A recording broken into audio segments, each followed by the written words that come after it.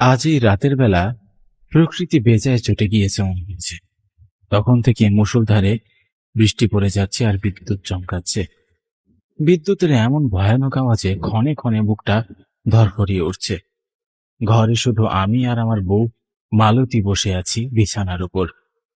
বাড়ি থেকে সে জানালা দিয়ে শো শো করে বাতাস ঢুকছে ঘরের ভেতর, আর ঝিরিঝিরিয়ে বৃষ্টির ফোঁটা এসে লাগছে শরীরে। ভাবছিলাম কিছু টাকা হলে ঘরটাকে সারাবো, কিন্তু দই বিক্রি করে আর কতই বা রোজগার হয়। যখন বড় বড় অর্ডার আসে তখন কিছু ভালো যায়, তারপর আবার যাচ্ছে তাই অবস্থা হয়ে যায়। পাশে আমার স্ত্রী মালতী বসে আছে। মালতী হঠাৎ বলে উঠল, বাইরে কি ভীষণ বৃষ্টি হচ্ছে। এই বৃষ্টিতে একটু খিচুড়ি আর মাছ ভাজা হলে জমে যেত। তা বেশ তো, ঘরে চাল ডাল তো সবই আছে, মাছও হয়তো এনে দিয়েছিলাম গতকাল, চটপট করে ফেলো। মরণ!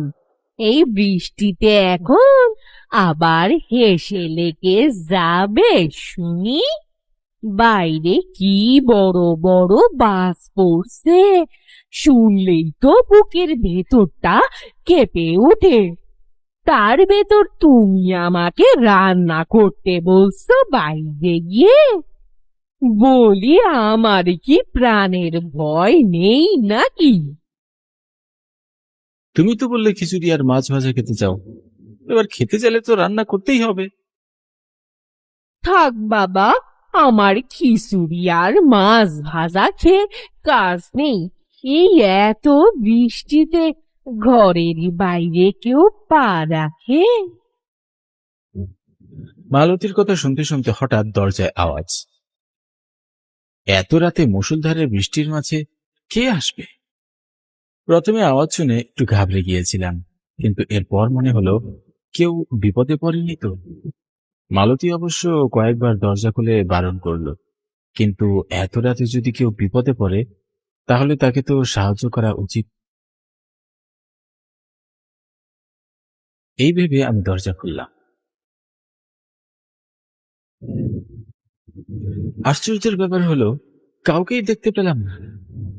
এত রাতে যদি কেউ এসেই থাকে তাহলে কোথায় গেল? এটা আমার মনের ভুল হতেই পারে না, কারণ আমার সাথে সাথে মালতীও শুনেছে। আমি ঘর থেকে এক পা দু পা করে বেরিয়ে আশেপাশে তাকালাম, না, কাউকেই দেখতে পেলাম না। হঠাৎ নিচে তাকিয়ে দেখি একটা খাম।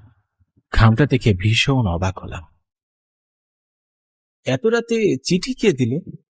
সামনেও এলো না, চিঠি দিয়েই উধাও হয়ে গেল নাকি? আর কোনো কিছু না ভেবে চিঠিটা হাতে তুলে ঘরের ভিতরে এসে দরজা লাগিয়ে দিলাম।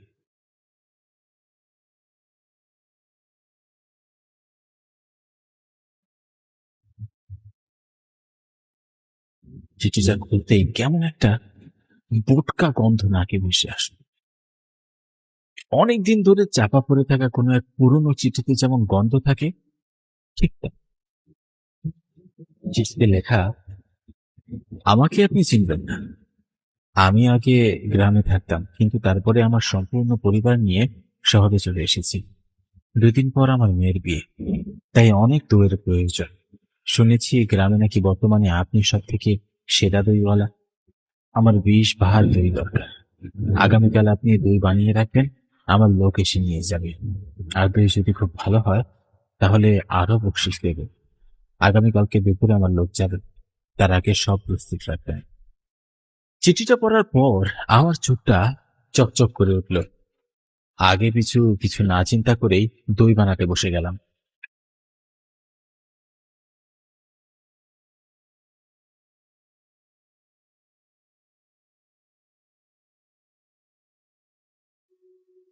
সারা রাত কষ্ট করে সবগুলো দইয়ের ভার বানানো শেষ করেছি। কাল সকালে আমার হাতে কতগুলো টাকা আসবে সেটা ভেবে খুশিতে আর রাতে ঘুম এলো না। এখনই হাতে টাকার প্রয়োজন ছিল, আর এখনই এত বড় একটা কাজের অর্ডার চলে আসলো। কখনই সে দইগুলো নিয়ে যাবে আর আমার পাওনা টাকাগুলো আমাকে দিয়ে যাবে, সেটাই ভাবছি বারবার। মনের মধ্যে অবশ্য কিছুটা খচখচ করছে, কিন্তু তাও ধৈর্য ধরে বসে আছি।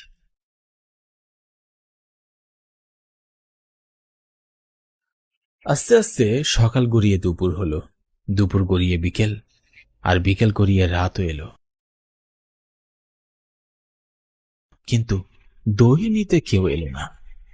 এটা দেখে আমার মন ভীষণ খারাপ হয়ে গেল। ভাবলাম এতগুলো টাকার দই আমি শুধু শুধু বানালাম। আমাকে স্বস্তি দিয়ে রাতের বেলা আবারও দরজায় ঠকঠক আওয়াজ হলো।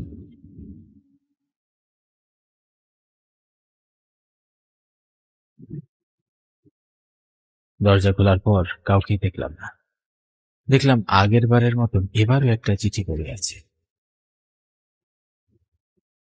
এবার চিঠিতে লেখা, একটা বিশেষ দরকারে দুপুরে আমার লোক যেতে পারেনি।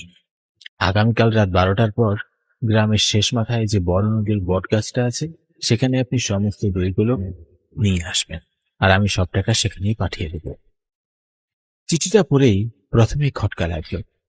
বাড়িতে না আসে কেন দইয়ের ভাড়াগুলো অত দূরে গিয়ে দিয়ে আসতে বলছে? আর দ্বিতীয় খটকা লাগলো, এই চিঠিগুলো তাহলে কে দিয়ে যাচ্ছে? কিন্তু তারপরও যেহেতু এতগুলো টাকার ব্যাপার, তাই আমিও ঠিক করলাম দইয়ের ভাড়াগুলো নিয়ে আমি সেখানে যাব।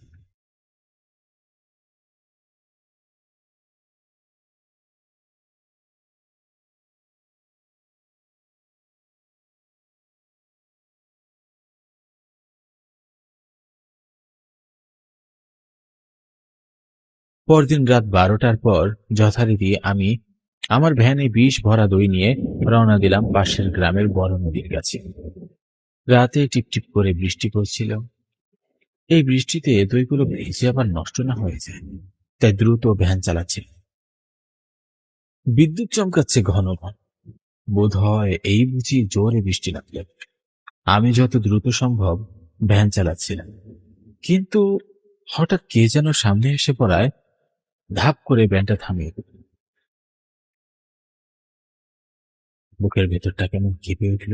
হুট করে কেউ সামনে চলে আসে, কিন্তু এই লোকটাকে আপাত মস্তক চাদর মুড়ি দেওয়া দেখে মনে হচ্ছে এক বৃদ্ধ লোক। মুখটা ঠিক তেমন দেখা যাচ্ছে না। আমার ভ্যান থামিয়ে আমার সামনে সে লোকটা কর্কশ কণ্ঠে বলল,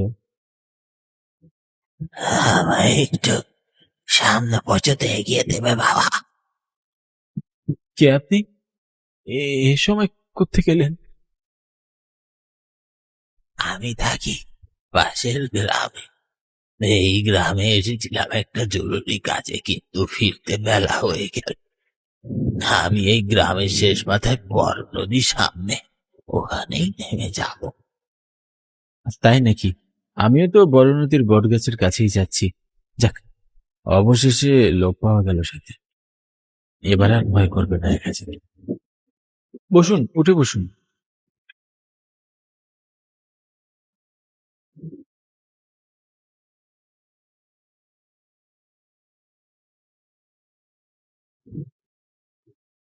তুমি ভয় পাচ্ছিলে বুঝি? কিসের ভয়? চোর ডাকাতের নাকি ভূতে? ওই সব মিলিয়ে আর কি। এত রাতে কখনো ওদিকটায় আসেনি তো, তাই একটু মনটা খচখচ করছিল। তা বাবা, তোমার ভ্যানে এইগুলো হাড়ি ভর্তি কি?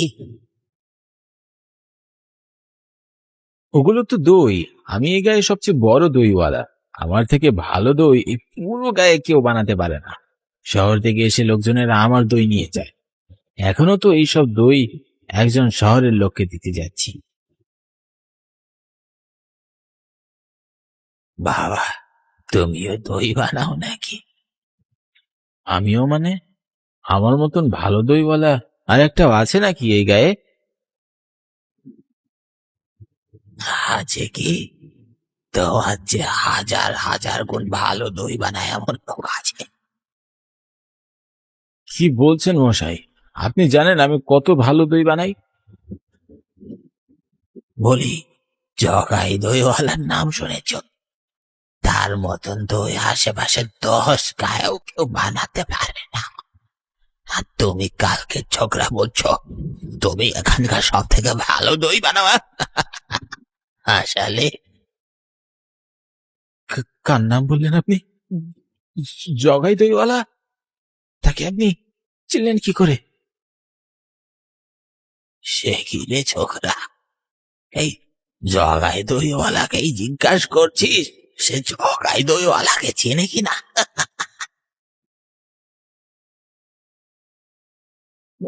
মানে কি বলছেন কি আপনি? বিশেষ হচ্ছে না, তবে পিছনে ঘুরে দেখ আমি কে। তবে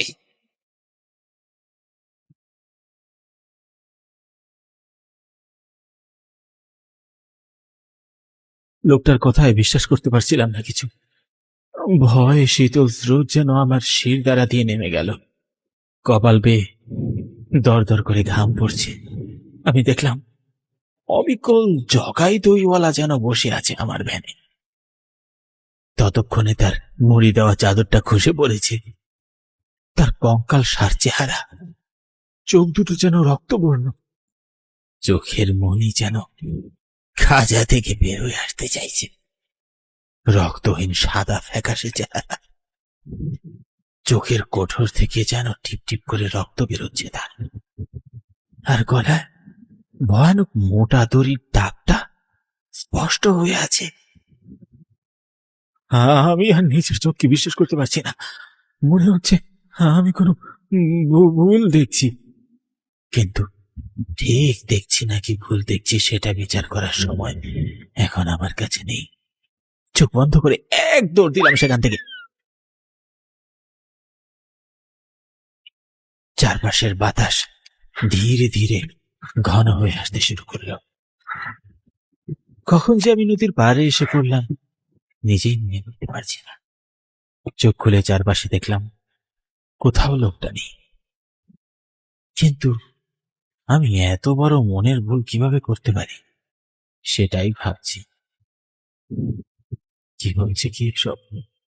যখনই আমি এসব ভাবছিলাম তখনই আমার পিঠে একটা ঠান্ডা বরফ শীতল হাত এসে পড়ল।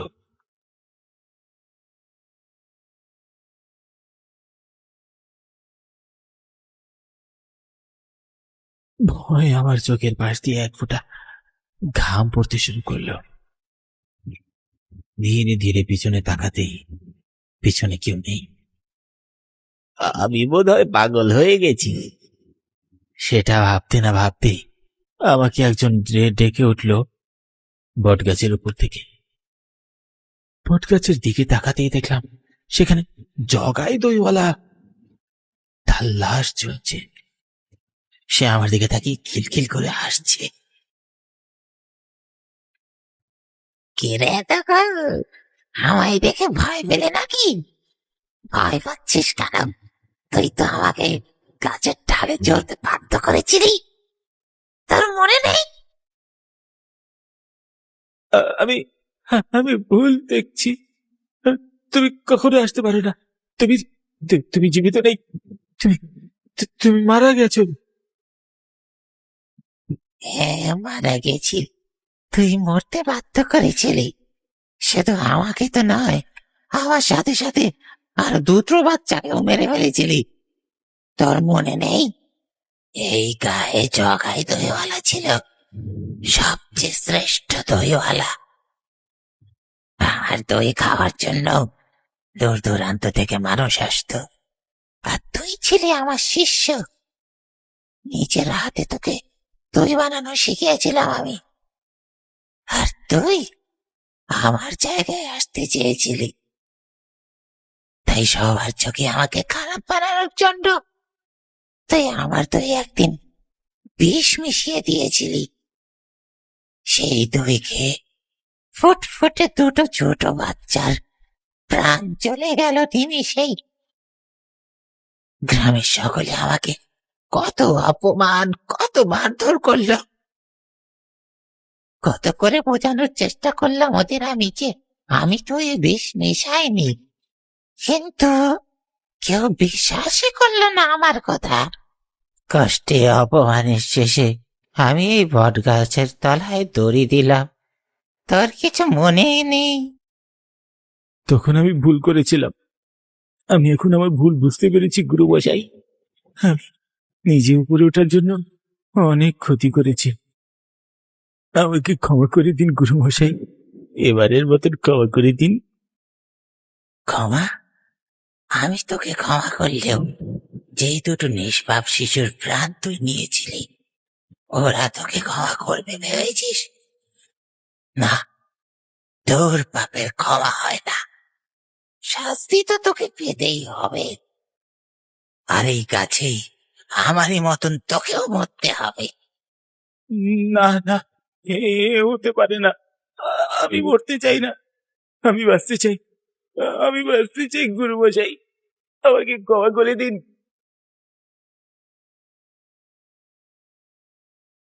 এই বলেই আমি সেখান থেকে আর কোনো কিছু চিন্তা না করে দৌড় দিতে শুরু করলাম। কোন দিক দিয়ে দৌড়াচ্ছি কিছুই টের পাচ্ছি না, শুধু মনে হচ্ছে আমাকে বাঁচতে হবে, বাঁচতেই হবে যেভাবেই হোক। কখন যে হোঁচট খেয়ে পড়ে গেছি কিছুই মনে নেই। কপালের পাশে কেটে গল গল করে রক্ত ঝরতে শুরু করলো, সেদিকে আমার খেয়ালই নেই। উঠে দাঁড়াতেই দেখলাম আমার সামনে জগাই দইওয়ালা দাঁড়িয়ে আছে। তার শক্ত ঠান্ডা হাতে আমার গলা চেপে ধরল। আমি নিঃশ্বাস নিতে পারছি না, বারবার ক্ষমা চাওয়ার চেষ্টা করলাম কিন্তু গলা দিয়ে কোনো আওয়াজ বেরোচ্ছে না। আমার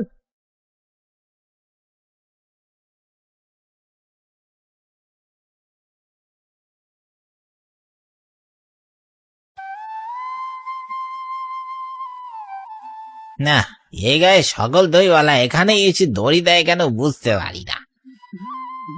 হ্যাঁ, কিছু বছর আগে এখানেই তো জগাই দইওয়ালা নামের সেই লোক দড়ি দিয়ে মারা গিয়েছিল। কি যে হয়েছে এদের কে জানে। আহারে, বেচারার ঘরে কম বয়সী বউ, তা রেখেই পরবারে চলে গেল। এই পুলিশ ডাকো তো কেউ, লাশটাকে ওখান থেকে নামানোর ব্যবস্থা করতে হবে।